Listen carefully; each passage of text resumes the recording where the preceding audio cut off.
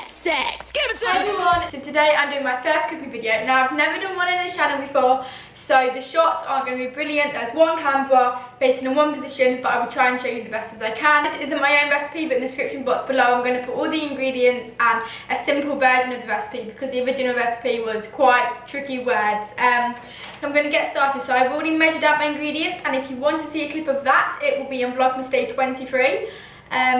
For quickness, I just thought I'd measure it out before.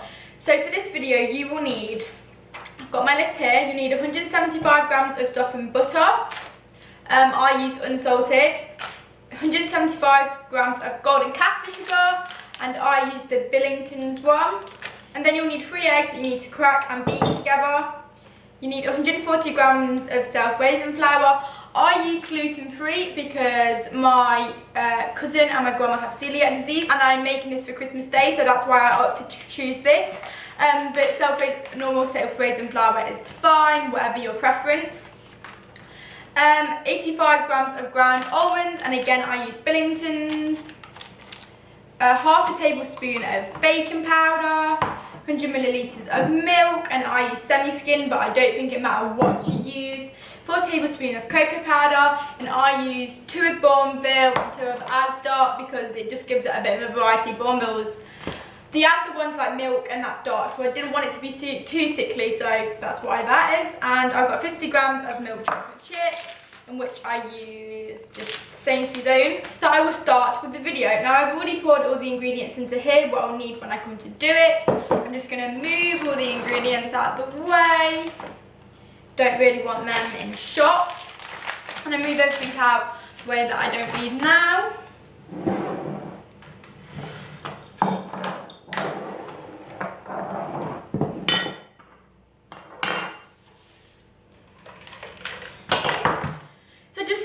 Before you start, preheat your oven to 160 degrees. It does seem quite low, but you bake it for, I think it's 45 minutes, but I will come back to you with that at the end of the video. And you also want to grease and line a loaf tin, which I will just go get mine.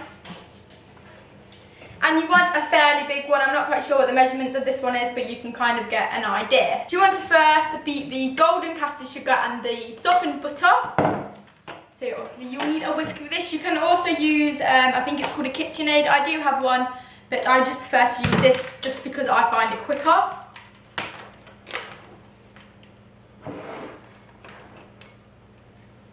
You want to start off slow and then get faster because you don't want it to go everywhere, and you want to beat it until it's light and fluffy.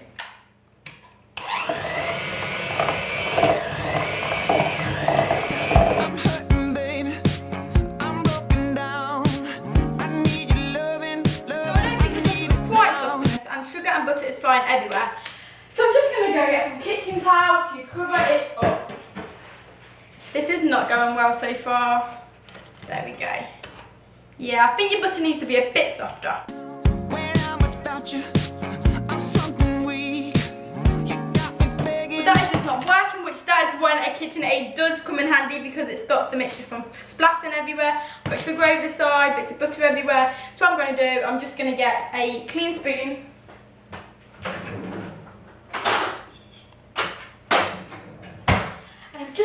The butter up myself, but obviously if I did only take the butter out of the fridge about 10 minutes ago, so it didn't really have time to soften, so maybe take it out about half an hour before you start baking.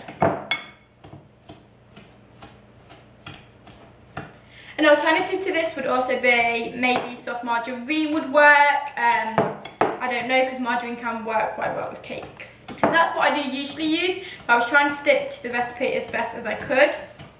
But I just have a feeling this isn't going to do anything.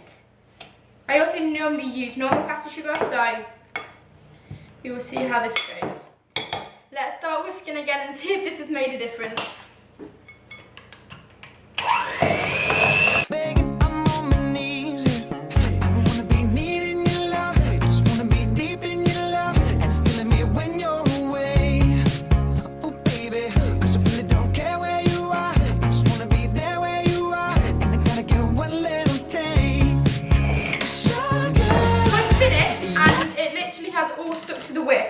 Which isn't great, so I'm just going to tap that. It's going to come off now. I really hope I got the measurements right because it's stuck.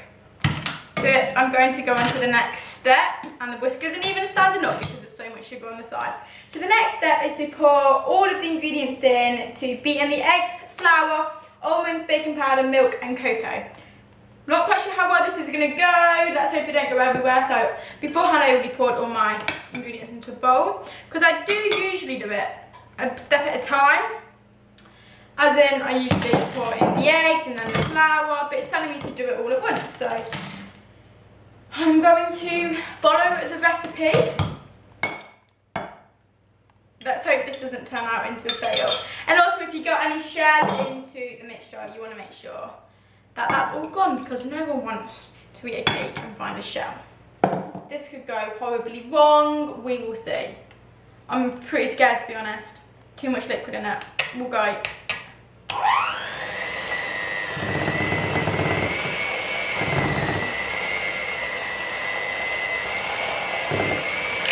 That's not bad as I thought. It's already actually turned a bit to a mixture. Okay, I'm going to carry on. You want to make sure you have it on quite a slow whisk to start off with, because you don't want your ingredients flying everywhere. Just going to put them in a bit.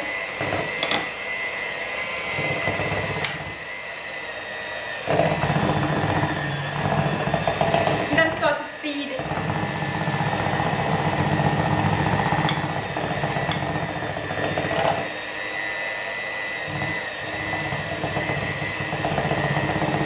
And then you're going to want to speed it up.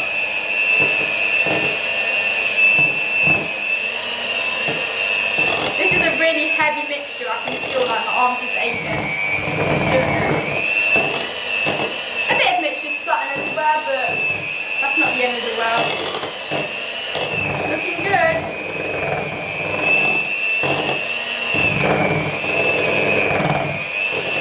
And it's smelling amazing. Isn't the mixture just the best part? I've got it on top speed, but that's not going very fast because of how heavy the mixture is. And you're going to keep on whisking it until it's smooth.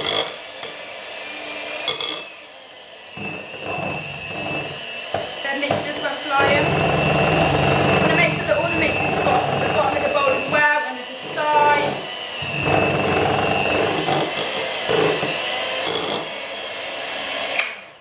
I think that is done.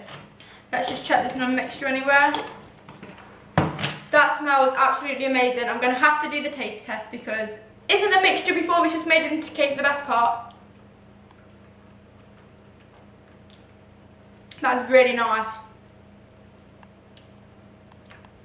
I'm going to have to eat some more. Last bit.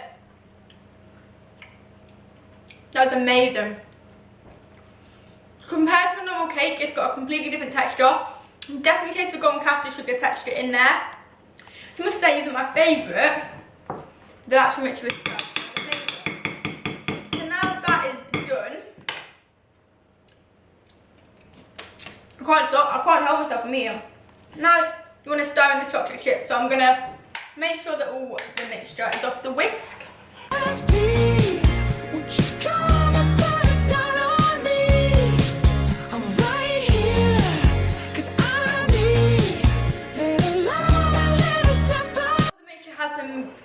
Swiped off of the whisks, I'm going to pour in the chocolate chips. When I was reading out the recipe, I think I was really saying 50 grams of chocolate chips, but I just added 60 because chocolate chips is a good thing, so the more the better.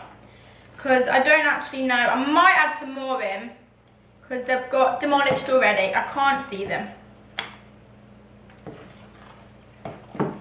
Do you know what? I'm going to add some more in. Why not?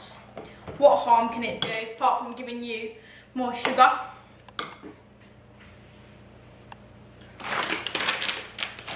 So I don't know how much I'm adding in now, just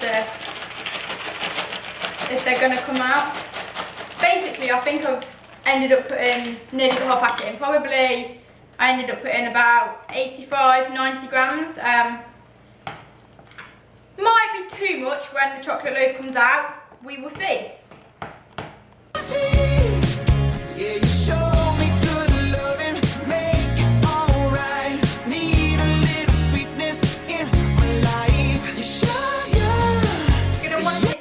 Now to make sure all the mixture is into the bowl, but then this part is when it gets stuck to the spatula as well. It's not the best. I wish there was just a machine that like swiped all the mixture off into the bowl. And if you can see here, I've got a bit of kitchen towel, which I would definitely recommend putting down. Actually, you're going to get chocolate absolutely everywhere. So the next step is scrape into the tin. Let's get my tin. Here we go. I hope the tin's deep enough. I'm just going to pour it in. You might want someone's help for this because it's not moving. But I'm going to try my best. Actually, hold it with my right hand. No. I'm just going to go ask my mum for some help. You might want to do the same thing. Mum? You can help me scrape the mixture in. So this has now all been put into the tin. Took quite a while, but it got there, and it did fill the tin in the end, and it should rise anyway when it's in the oven. And you want to put it in the oven for 45 to 50 minutes until it's golden risen, and when you like put a fork or a knife in the centre, it comes out clean. So I've got to now wrap my presents for my friends because I'm literally going out in 10 minutes. So my mum is going to put this in the oven for me, and she's also going to take it out when she gets back. So when I get back home, I will now film the next bit of the clip, so it might be a bit darker. I'll probably be wearing something different, but that's just so you know why I look different. So it is now like 5 hours later, and the cake obviously has been out for a long time. It went in for about 48 minutes in the end, my mum said. And I've literally just tipped it because I've just got back from going to Costa, going shopping and going doctors. I've just took it out of the tin and I just went around it with a knife to make sure it was nice and loose. Tipped it upside down on a plate and just flipped it back over. It's a little fragile, which I don't know if that's the consistency of a loaf. I wanted it to rise a bit more, but I think next time I kind of put a bit less baking powder in than it said because it already has self-raising flour in and I didn't want it to raise a lot. But I kind of wish it raised a bit more now. But I think it looks really good. And I've just like a bit of the bottom like fell off and I've just tried it and it tastes really nice. But I'm not going to have a proper slice until Christmas Day, so we'll see who's the first to taste it. So I'm not going to do a taste test now, but I'm sure it'll be nice and I'll review it on my vlog as well. Actually, I'll review it on Christmas Day, so if you see that vlog, but this is what it looks like. And it looks, you might think it looks a little burnt, but that's the colour it's meant to be, golden. Obviously that's how it's going to form the nice texture, and I think cakes always taste a bit better when they're more well done. So can you see that? There. So now I'm just going to drizzle some white chocolate on it. I've melted it. You can do any colour you want, but white is going to look better because of the effect. I've got low battery and low space and memory card. Surprise, surprise, so I'm quickly going to go. I've just waited for the chocolate to cool for 5 minutes. So nice. It's still a bit hot, but I'm going to drizzle it.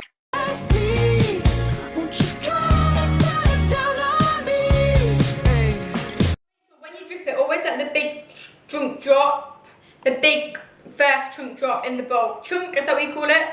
Actually gonna, look, you're gonna get a massive plot which just won't suit very well on your cake. Like that, I think I've kind of just done that.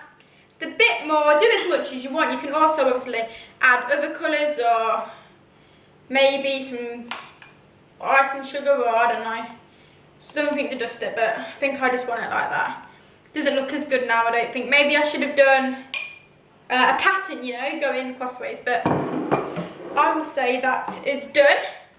So there is the finished product. So I know this last clip, I've just realised I look really, really white, but it's just because the camera's not in focus entirely well and the light is at a bit of an awkward angle. But I hope you like my first baking video, and yet, like I said, if you want to see the taste test, it will be on my Christmas Day video. So thanks for watching, and I'll see you in my next video. If you're new to my channel, please click the subscribe button.